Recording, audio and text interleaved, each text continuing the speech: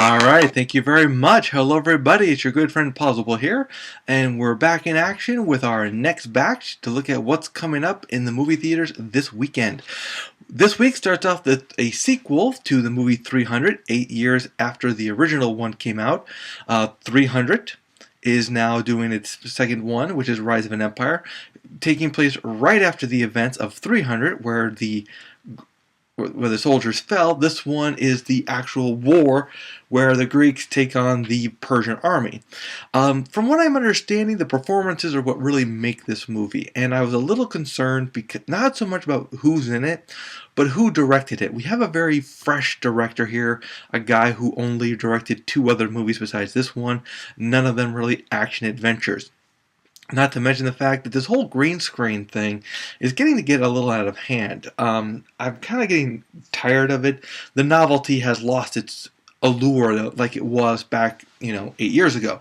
That said, like I said before, it's the performances. Eva Green is giving a can't-miss performance. A lot of people are being hailed by this. One thing that's funny I remember hearing about is that when the first 300 came out, it was an introduction to a lot of people. Gerard Butler has seen his career rise and fall a little bit. Michael Fassbender, or Fassbender, I should say, this was one of his first movies, his first real breakout movies. Now, don't get me wrong, he's had a huge resume before 300, but it was really after 300 that all of a sudden he started to really take off. So that's just an interesting note there. Of course, 300 does get a see it ultimately. The early reviews are positive. It's getting a fairly good, not a great, but a good rating on Rotten Tomatoes right now, so I gotta give it a see it. Next one is one that I'm anxious to get to, even though I have to admit, kind of upset about this one, and that is Mr. Peabody and Sherman. The only reason I'm upset about it is because, once again, I feel they're messing with my childhood. They're just changing way too many things. When I was growing up, this was Peabody and Sherman.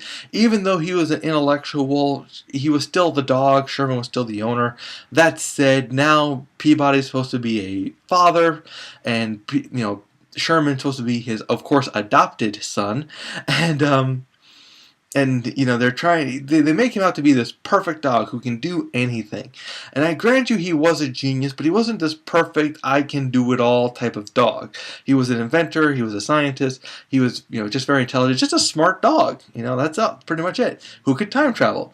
They're making the time travel to be the biggest part of their show here.